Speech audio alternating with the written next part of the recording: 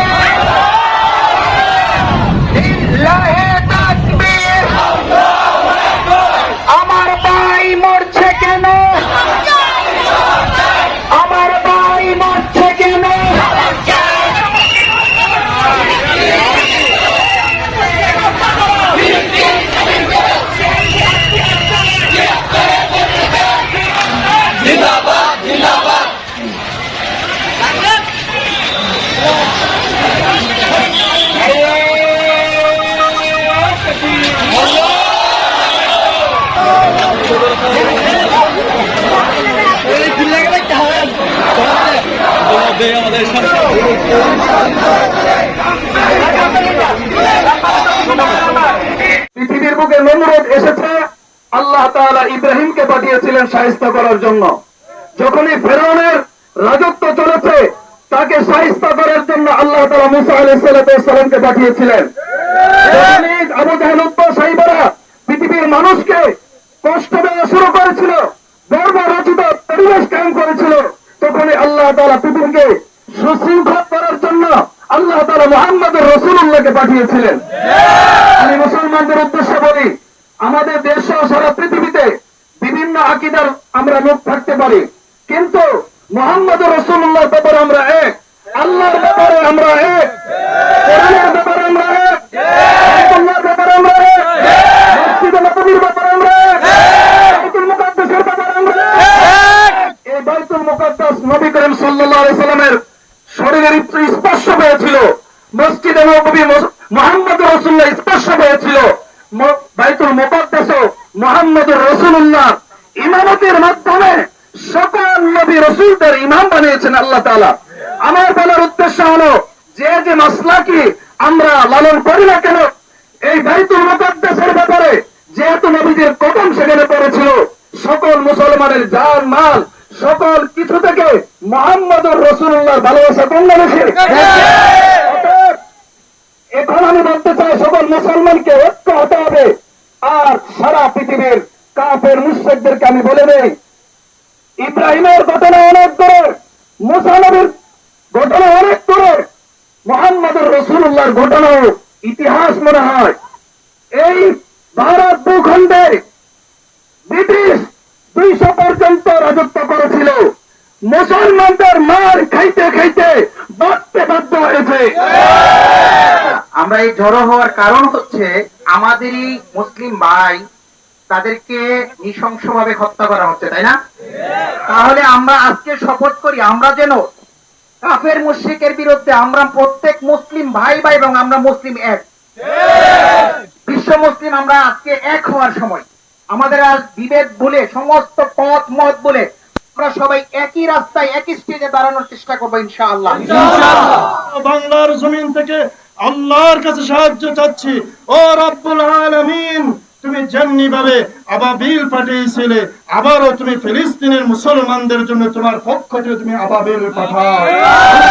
তোমার পক্ষ থেকে তুমি আবাবিল পাঠাও, তোমার পক্ষ থেকে সুলতানে নাসির তুমি দান করো।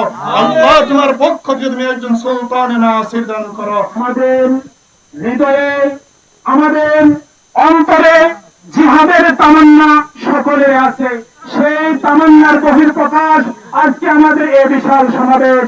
সম্মানিত উপস্থিতি, আমরা হয়তো ফিলিস্তিন যেতে পারবো না, আমাদের সেই আর্থিক সচ্ছলতা নেই, আমাদের সেই অস্ত্র শস্ত্র নেই, কিন্তু আমরা একটি উপায়ে ওই ফিলিস্তিনিদের হাতে হাত রেখে ওই সন্ত্রাস, ওই সাম্রাজ্যবাদী ইসরায়েলের বিপক্ষে আমরা একটি জিহাদ করতে পারি। সেটা হচ্ছে তাদের সমস্ত পণ্য, সমস্ত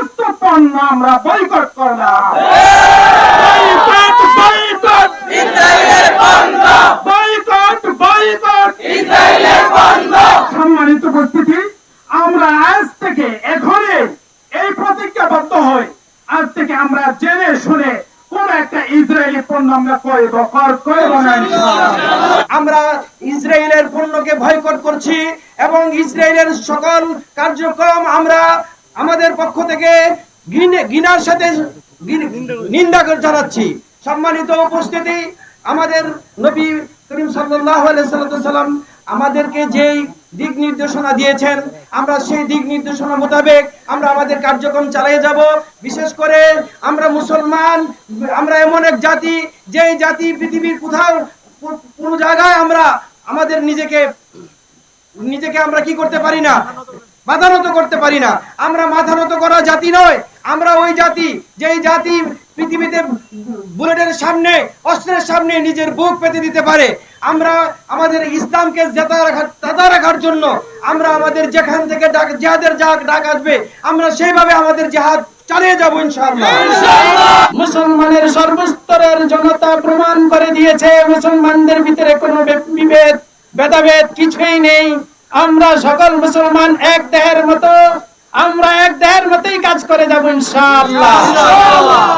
আমরা ফিলিস্তিনকে মুক্ত হওয়া পর্যন্ত যে কোনো সময় যেই কাজ করা দরকার আমরা একত্রে কাজ করব ইনশাআল্লাহ। আমরা তো অনেকেই ফিলিস্তিনের পক্ষে কিছু টাকা পয়সা দিয়েছি, শুনেছেন। এখনো আরো যারা দিবেন এই 2-1 দিনের ভিতরে দিয়ে দিবেন। আমার পক্ষ থেকে শেষ দাবি হলো এটাই, আমাদের পক্ষ থেকে জিহাদ করা ফরজ হয়েছে মুসলমানদের পক্ষে কাফেরদের বিরুদ্ধে। এই ফরজ জিহাদ আদায় করার জন্য আমাদের যাওয়া দরকার ছিল, যাইতে পারি নাই। জিহাদের বৃহত্তর অংশ হিসাবে আমরা এই বাংলাদেশে বসে পালন করতে পারি যে ইসরায়েলি পণ্যকে সম্পূর্ণ পরিহার করে আমরা প্রমাণ করব যে আমরা মুসলমানের পক্ষে, ইসরায়েলের বিরুদ্ধে।